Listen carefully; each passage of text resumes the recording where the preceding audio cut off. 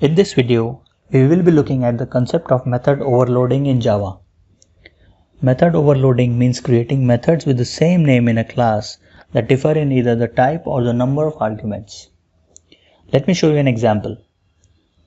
This is a method that takes an integer argument. Name of the method is print. Now if I create a method with the same name with a single argument but of different type, such as string. This is called method overloading. We have different methods with the same name that differ only in the type of the arguments. At runtime, the JVM determines the method to execute as per the argument supplied. Thus, if I call this method with a number, then this method is called.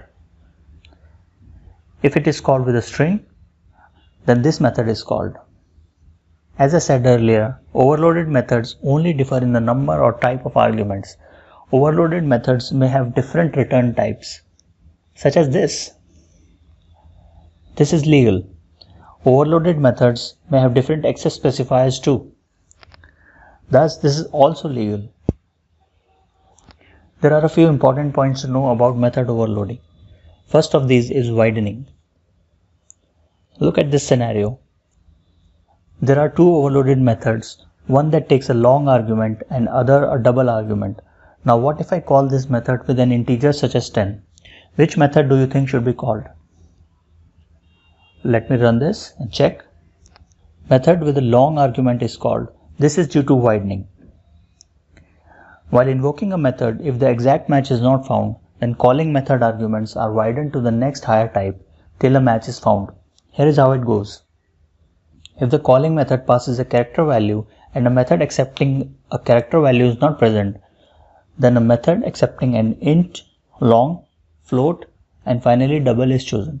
Similarly, if the calling method passes an integer value and a method accepting an integer is not present, then a method accepting long, float, and finally double is chosen. Let me show you.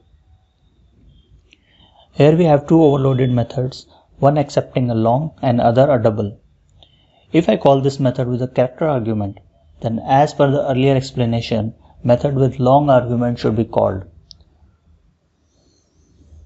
Let me run this. There you go. Another important aspect about overloaded methods is boxing.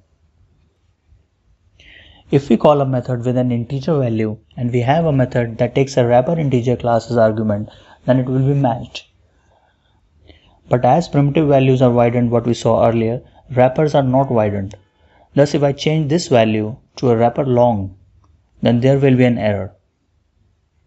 See, the method print in the type overloading demo is not applicable for the arguments int. Finally, where there is a choice between boxing and widening, then widening is always given preference. That is, if we have two methods, one taking a primitive long argument and another an integer wrapper, then primitive long will be chosen. Let me demonstrate this. Create a method with wrapper integer and a method with same name with primitive long argument and pass an integer while calling this method. Run this. See the output? Primitive method is called. That is all for this video. Hope this video clarified the concept of method overloading in Java.